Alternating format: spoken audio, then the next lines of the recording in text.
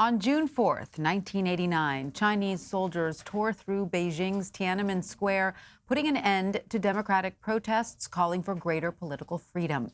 Thousands are believed to have been killed in the clashes, and now, 30 years later, the memory of that day is almost entirely erased from China's modern history.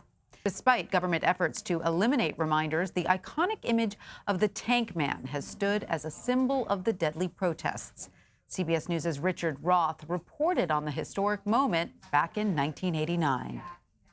It was noontime today in the center of Beijing when a man walked to the middle of the Avenue of Eternal Peace, which, as it happened, was already occupied.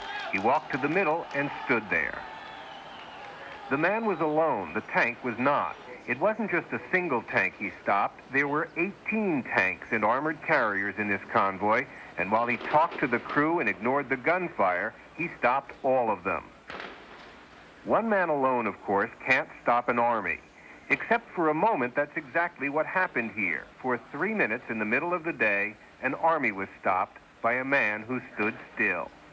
A man who'd made up his mind, it seems, though why we just don't know. But when bystanders rushed in to save this stubborn soul, it wasn't easily done. He was pushed away at last, faceless in the crowd. Safe, we think, but in a city verging on calamity. What moves a man to just stand still? Is it courage or outrage or madness? We can't tell what was on his mind, and we can't forget what he did. Richard Roth, CBS News, Beijing.